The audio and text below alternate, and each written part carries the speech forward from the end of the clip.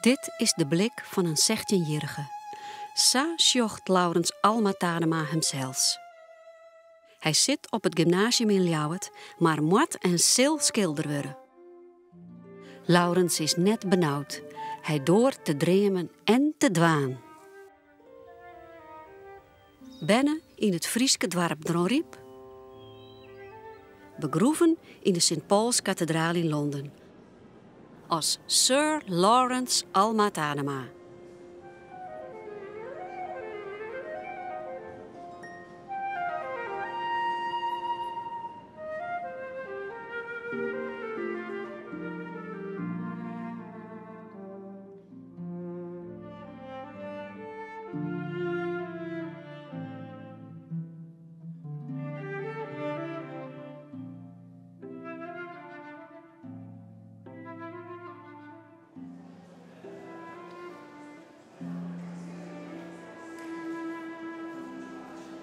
Goed 100 jaar na zijn dea opent het Fries Museum de grootste Alma Tadema tentoonstelling eer. Hoe sjoggen we in deze tijd naar dit werk dat een skoft totaal uit de mode wie, maar nou miljoenen opbrengt? I think this picture, The Finding of Moses, is a wonderful reminder of how quickly an artist's reputation can soar and then fall and then begin to soar again. This is perhaps the definitive example. Literally, it's a situation where in 1902, Tadema is the toast of the town. He's brought to Egypt by his patron. He makes this 3-year-long picture process. This is the result of it. It's much noticed and praised. He dies in 1912, which is less than 10 years later. Yeah. And literally, during World War I, his reputation falls apart. And by the late 1920s, these are really tough to sell. And by World War II, they were almost cutting them out of the frames for the frames, not for the pictures. They're dead with this one. It's true, absolutely. This idea of worthless is shocking to us. Then, the slow growth in prices and respect through the second half of the 20th century, resulting in this being one of the most expensive Victorian pictures ever sold. It's amazing, they would say in America. It's Amazing, true. yes. It was a record breaker in 2010 at Sotheby's. And it seems to me that It's these so beautiful. issues of taste are fascinating and ever-changing. Well, today there was a headline in the newspaper and it said, Alma Tadema, not kitsch, but art. Ah, there. De Tadema's verhuizen in 1838 van Dronriep naar Ljouwert. Huid Pieter Tadema is notaris, je wen je ze. Maar huid versteert als Laurens nog maar 4 jaar oud is. Mem Hinke support de aspiraties van haar zoon, als er op zijn 15e jenstig ziek werd. Maar Laurens geneest wonderwol en hij maait naar de Kunstacademie in Antwerpen. In navolging van schilder Henry Leijs kiest hij thema's uit de skiertnis. Zoals Jirre. Koningin Fredegonde had bisschop Pretextatus Delstekke litten en wachtte op zijn dea. Laurens trouwt met de Franse Pauline. Ze gaan op huwelijksreis naar Italië en hij maakt dit schilderij van de Sanremo in Rome. Hij rekt het heel in de greep van de klassieke oudheid en voor dat werk blijkt ook belangstelling.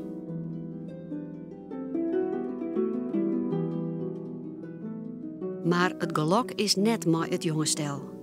Het eerste bijen leeft net lang.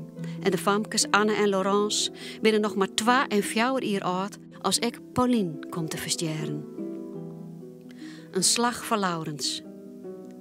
Hij verhuist het met zijn bijen en zuster Atje naar Londen en dat blijkt een boppenslag. Tadema was a very smart man, and he knew that although Paris was elegant and Brussels was on the rise, there was no place like London when it comes to making money. He could see when he came for medical treatment that it was going to be a good fit. He knew from his dealer that it was going to be full of rich people who wanted his kind of art. And he thought, this looks great. And then he met the love of his life, Laura. It all came together pretty quickly and he was hooked. And indeed he was right, that he became the toast of Britain because he was making art that people wanted. These were people running the British Empire, and they thought of themselves as the new Romans. And that's exactly what he was doing. He was presenting people as Romans. So it all connected in a very seamless way. And this is where he succeeded truly and became Sir Lawrence. We are standing at the entrance of the Royal Academy of Arts. This is one of the most important institutions in Britain devoted to teaching art, collecting art, exhibiting art, and it's also a very important membership organization. The greatest artists in the history of Britain have joined as members. Let's take a look. This is a busy place, full of activities all the time, major exhibitions, really important teaching. This is a place where Lawrence Al-Mutadama felt very much at home. He was on the governing council. He was a member, of course, elected by his peers. He was also teaching students every so often downstairs in the schools. And he was very much aware of the institution as a place where the finest new art was shown. Every summer since 1768, artists have sent in their recent works for exhibition here. And Tadema was always the toast of the town during his career. His pictures were widely noted and written about in the press, and they were on view in these rooms, which are magnificent, absolutely dramatic and spectacular spaces. So he was always attending events here, not just as a member, but also as a guest.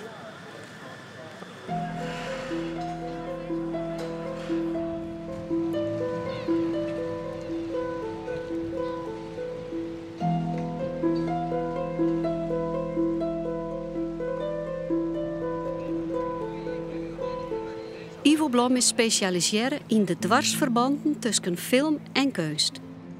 Hij die onderzoekt naar hoe Tadema filmmakers troch de tijden heen inspireren had. Tadema's werk is heel aantrekkelijk om naar te kijken. Het is heel evocatief. Het geeft je een heel kleurrijk en dringend beeld van de oudheid. Met name de Romeinse oudheid, maar toch ook de Grieken en de Egyptenaren. Tadema had enorm veel onderzoek gedaan voor de uitbeelding van alle settings die hij in zijn schilderijen had ontworpen. Wat voor filmmakers heel aantrekkelijk is hij gaf het ook heel gedetailleerd weer en heel driedimensionaal. Je ziet hier een prachtig schilderij van Yale, een Roman art lover. En je ziet een setting van een rijke Romeinse familie. Een rijke eigenaar die in het atrium van zijn huis een nieuw beeld laat zien, aan zijn gasten en familie laat zien. En wat je vooral goed ziet is de hele compositie van zo'n Romeins huis. Met zo'n bassin hier beneden aan, wat ze impluvium noemden. Bovenin was er natuurlijk een open dak, zodat het regenwater erin viel. Zo'n fontein met zo'n leeuwenkop. Zo'n doorkijkje naar zo'n verhoogde achtertuin, zo'n peristylium. Ik zal even een stukje laten zien uit film Caius Julius Caesar uit 1914 van Enrico Guazzoni. Gemaakt voor de Cines Company. En dat was, de Cines was eigenlijk de grootste Romeinse filmmaatschappij in het begin van de 20e eeuw. Je ziet hier een stukje van de jonge Brutus, die bij zijn moeder en stiefvader woont en die bezig is met bootjes te spelen.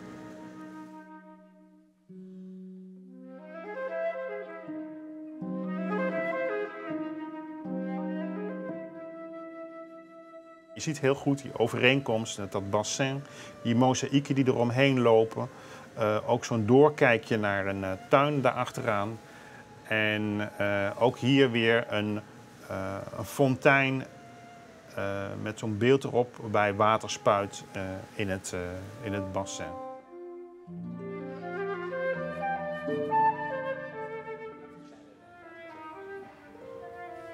Wat binnen favoriete werken van Marlies Stolter en Peter Trippi? I chose The Roses because I think that this rings all the bells. It is one of the great pictures by Al-Mutadama for various reasons. First of all, it's unusually large, which means that it has a kind of spectacular effect when you walk up toward it. The reason it's large is that it was commissioned by a very wealthy patron of Tadema, so he knew that he was going to get his money out of it. It is also memorable because of its weird subject. It's a real story from ancient Rome of a crazed emperor who decides to, for fun, murder some of his dinner guests by suffocating them with rose petals falling from the ceiling. It's weird and wonderful and memorable. Once you see this, you never forget it. And so Tadema has presented us with something that is violent, but also, in a weird kind of Tadema way, charming. It's beautiful. I mean, murder has never been so lovely. And I feel that that is part of Tadema's gift, that he shows us the official party at the top, looking down on the mayhem below. Nobody seems to be suffering too much. They're suffering, they're going to die, covered in rose petals, but it's a nice way to go. And I think the detailing of each figure and their different expressions is masterful. There's also the sheer joy of color. This is a man who loves flowers. He actually brought in rose petals and had them dropped from the ceiling of his studio to see how they would flutter. And of course, the physics of how rose petals flutter is quite obviously handled perfectly here. A nice twist to this picture is the man at the far right in green with the beard. He is almost certainly Tadema himself. There is this frisson of naughtiness, which is rather wonderful, but to our eyes it all seems very chaste. I think at the time it might have been a little risque, and that's all right. We can go with that.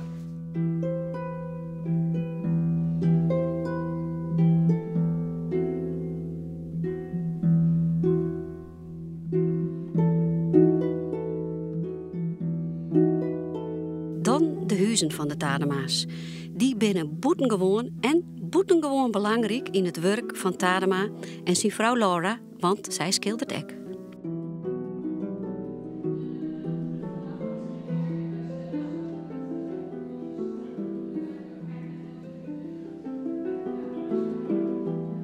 Het eerste huis bestaat niet meer. Het lie on Regent's Canal.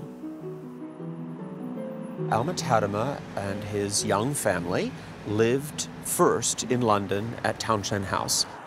Beginning in 1871, when they arrived, they began to decorate it in very unusual ways. They began to take out doors, for example, so that you could pass from one room to another without a proper door opening and closing. They would put up curtains instead, so that there was a sense of freedom and fluidity.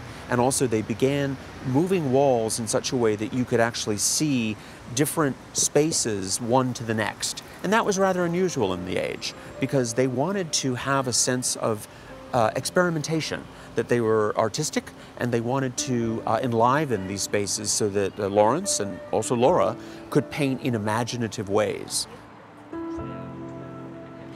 Het huis wie tegen geliefd bij de Londense Society. Maar het beroemdste worden is Casa Tadema, het volgende grote project van de Tadema-familie.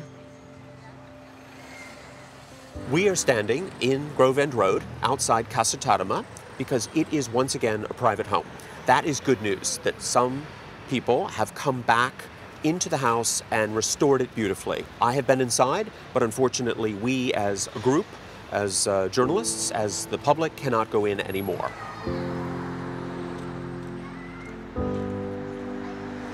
The dome is an interesting feature that was very much desirable to Tadema.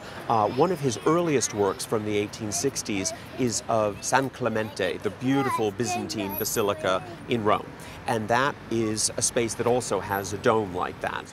And he decided that this was a wonderful feature for his studio because, first of all, it was lined in aluminum leaf, and it therefore cast a reflection into the studio which would brighten up the rooms. He's very much thinking about silvery, clean, bright light of the Mediterranean.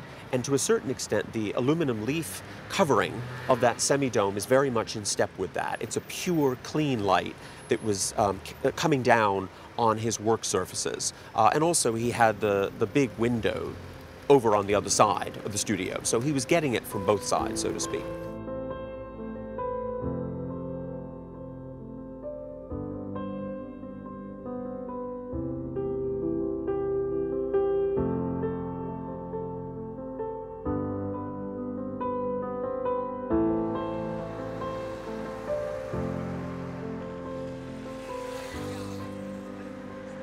All the great artists of the period, including Leighton and Millet, would have come here for various events during its heyday. Also, the family were very friendly with Princess Louise, who was the daughter of Queen Victoria, and she was a sculptor, and she was very much an intimate of the family, so she would have come. Also, the musical concerts that were mounted in the studio were very well known. They were invitation only, of course, but some of the performers there were very famous, such as Paderewski, the great Polish violinist, George Henschel, the singer and orchestra conductor and composer. So I feel that this was very much a celebrity-oriented existence that the Tadema's were living.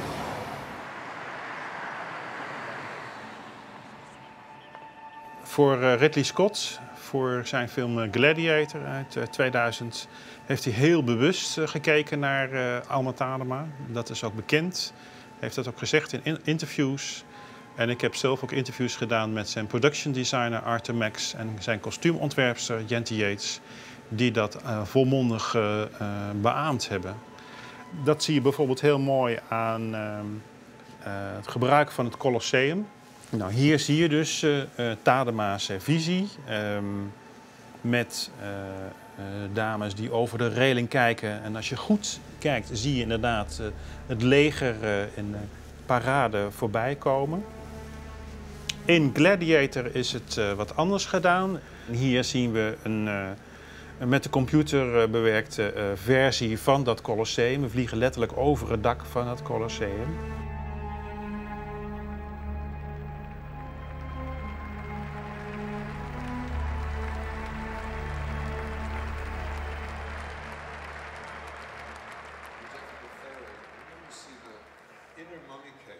We were inspired by his architectural detail and his faithfulness to the original world of ancient Rome, which, if you go to museums or archives, which we did, you find only fragments, but not the life as it might have been, and the world put back together.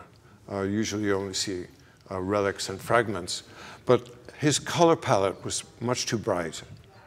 Positive for us. We had a darker story to tell.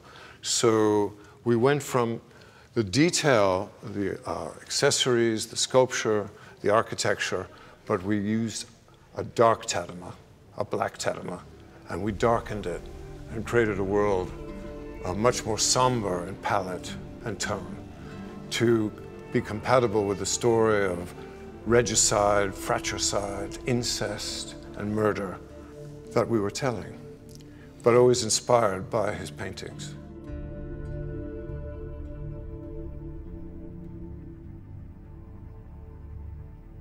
Have you got any idea what Mr. Tadema would have thought of the film? I think he would be proud. He has some darkness to him, not often revealed in his paintings, but there are several that have a darker tone and a darker subject matter, but it's not typical of his work. It wasn't really, I don't think, essentially his spirit. I think he was more optimistic and celebratory of life.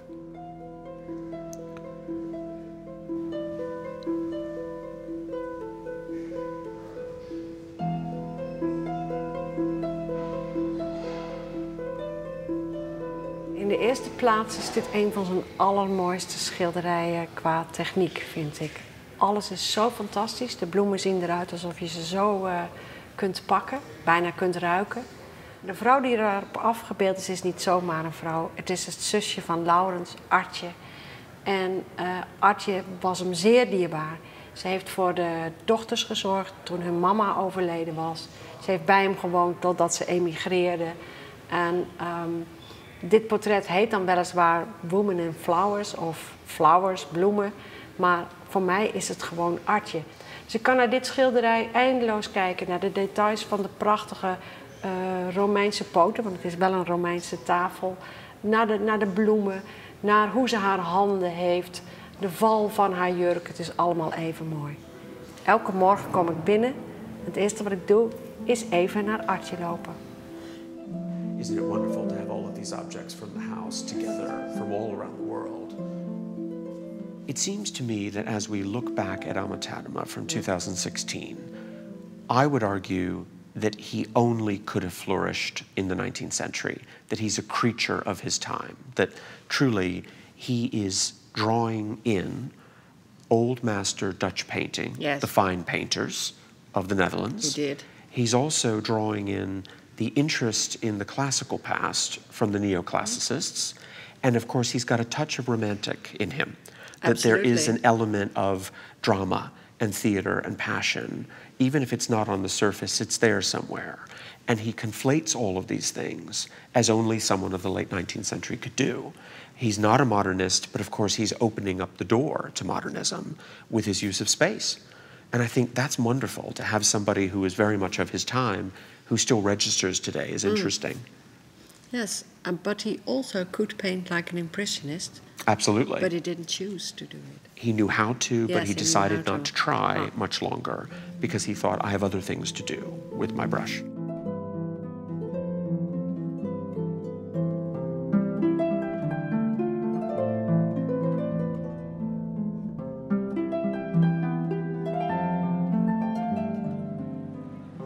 In de tijd van Tadema wie de film nog maar krek uitvoeren. Hij moet het wel nieuwsgierig voelen, hè? Want hij wie zelfs ik warber in het theater. In his day, Alma Tadema was hired by leading producers to design sets, costumes, and props for major theater productions here in London's West End. We're standing here in front of the Lyceum Theatre, which is one of the oldest in the city, and this was a place where Tadema worked. Tadema was interested in the way that space connects. We've seen that in his houses, and it makes perfect sense that he would fall in love with theater, because theater is about moving people through spaces. The audience watches and learns as the actors go through the spaces and do something, whether it's a tragedy or comedy, it doesn't matter. And so Tadema wanted to bring that visual experience of his paintings to life on stage. He loved it. And that makes perfect sense now when we look back on the history of film, that the filmmakers were theater goers first. They were very interested in theater. They wanted to bring that experience to film.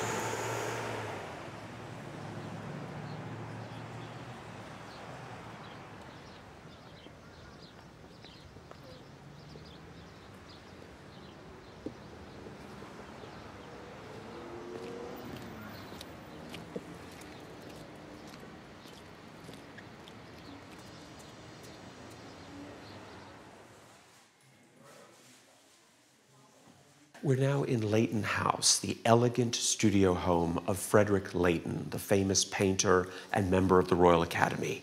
Leighton lived and worked here in this house for more than 30 years. He was a dear friend of Alma Tadema, and the house, in all its luxury and spaciousness, is very relevant to the story of Alma Tadema because this is the only surviving artist studio house of the late 19th century still left in London.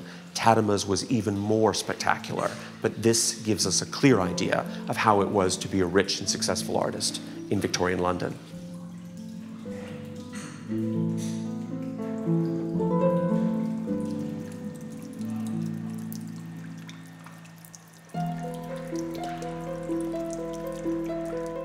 Correct als Alma Tadema, hier leed een atelier met enorme ruiten op het noorden voor het juiste licht.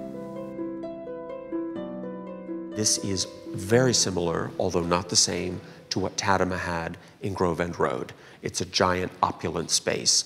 Not only was art made here, but also music was performed here during concerts where friends and guests were invited to come and listen.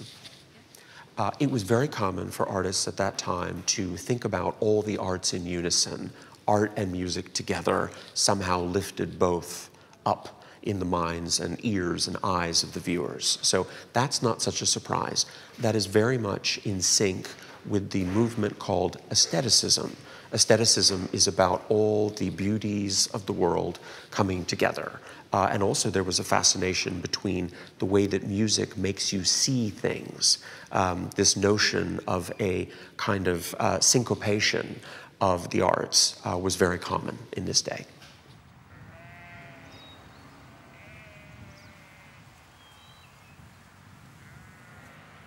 Look, some of these houses already were here when the Tademas lived here just around the corner. Right, these are quite historic, aren't they? Yes, That one they says are. 1732. Beautiful. Yep. Good. And look, through the trees, you can now see his birthhouse there coming. It is. Yes, there I it recognize is. that from the photograph. With yes. the bay windows. Right. Well, this really was the middle of town then, wasn't it? It was, because there used to be a bridge. Yep. And a canal, of course. Sure. Well, Peter, here we are at last. Here we are. You longed to be here for a long time, didn't you? I do absolutely love this house, I have to say. It's terrific. I have wanted to see this for a long time. And the statue. It's all here. This is it. It's all here. This is Tadema Corner. Yes. It's Tadema Corner, Yeah. definitely. Well, the statue is interesting, actually, because it is quite severe looking. He doesn't seem so jovial as he was in life, and that's something maybe a shame. But on the other hand, one wants to be very respectful of the memory of someone who's so important in the world. Yes, but you can't make a sculpture with someone smoking a large cigar, can you? It would be very tempting. Because he loved his He would have cigars. loved it, actually. Yes. This is a piece of history. Would you like to pose for me? Did you have a close look at the inscription above the door? It says Alma Tadema House, right? Yes, but it's in Frisian. It doesn't say Oh, house. so it is. Yes. It says hoes. See, that's different. That's an important distinction. It's an important distinction. Right. Good. Good. Frisian pride.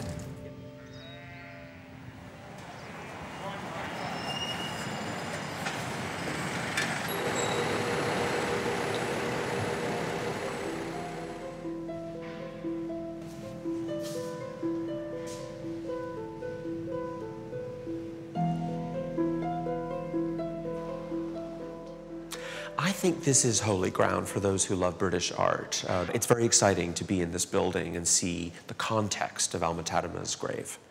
Literally buried all around are other leading figures from different centuries. It's a huge list of worthies in this very section. There are certain aspects of the plaque here that are worth focusing on. Sir, of course, alludes to his knighthood in 1899. He was elevated to the peerage, as they say, and so Sir was a title that he used. Sir Lawrence is what he was called everywhere. We also have OM, which stands for Order of Merit. That was a very big honor presented to him in 1905.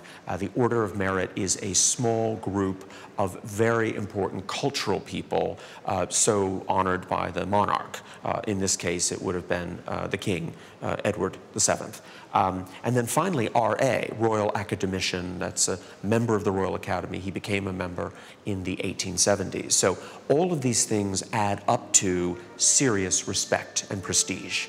And so it was absolutely crystal clear that Alma Tadema would become a person of note to be buried here.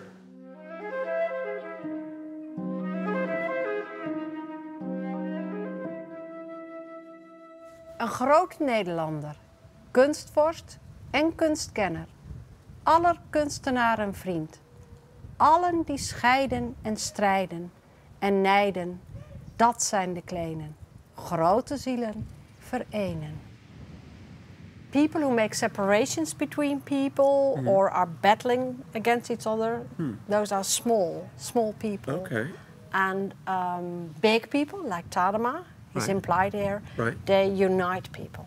Okay, that's very grand. I like that idea. It's a lovely idea, but it's a very old-fashioned poem. It sure is. I mean, and then above in English, a great painter, a brave worker, a strong friend. Almost the same, Absolutely. short but shorter. But I think the Dutch is more poetic, seemingly. It is poetic, which is nice. They asked someone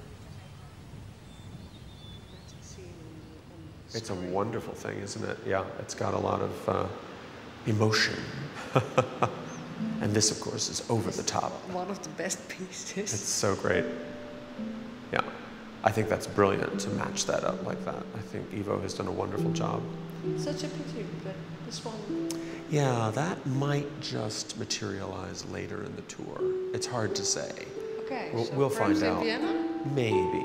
I think I need to work on Sotheby's a bit. Yeah. And I just can't get over this fantastic matching of costumes. Oh, look at Connie Nielsen. So beautiful. Oh, she's such a beautiful She's a work of art all by woman, herself. yes. Yeah. Yeah. This is brilliant, though, the contrasting of light and dark.